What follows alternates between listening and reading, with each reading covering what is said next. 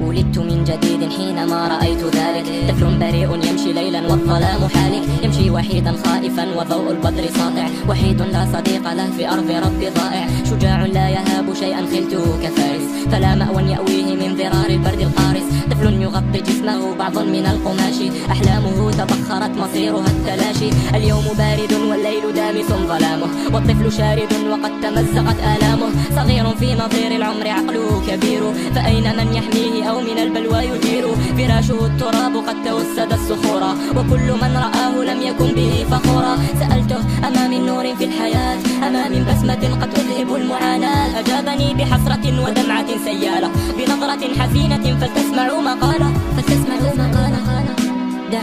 دعوني أحكي ما ببالي، أحكي ولا أظن أن منكم من يبالي، أحكي ولا أسيء في كلامي، بريء لكن لا يرى غير الظلام، وحيد في حياته ولا مأوى يأويه، ولا أما تضمه ولا أبا يحميه. قلوبكم تفتتت وصارت كالحجارة، ضميركم غفاها فأردتكم القذارة. دعوني كل ليلة دوما ألقى العذاب، ظلام الليل موحش والذئب ذو أنياب. نظرت للسماء لم أجد غير السواد، فاكتفيت بالبكاء ما دهاك يا بلادي. تركتني أعاني وحدي في دجى الليالي، حتى الجماد يقشعر فالمكان خالي. وقد سألت الدنيا لما لم تسعفيني، لم تسمعي كلامي حين قلت زمليني. أبيت أن تضمدي جروحك في قلبي، في العسر لم أجدك أطفأت نور دربي. شربت كأس اليأس والأسى خلف الستار، ناديت الهم راجيا أن يأتي للتغاري. أردت ابتسامة لكنها توارت، أريد أن أواصل لكن قواي خارت. ترون بالبصر ولا ترون بالبصيرة، بعد الحياة موت أيامنا قصيرة.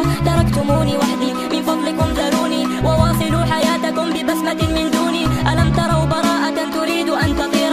ألم تروا وجها غدا عبوسا قمطريرا؟ ولن ألومكم فربما هذا ابتلائي، إن لم تروني حيا سأكتب رثائي، والحبر دمعة تسيل قطرة من خدي. قد عشت عيشا ضنكا ولم يكن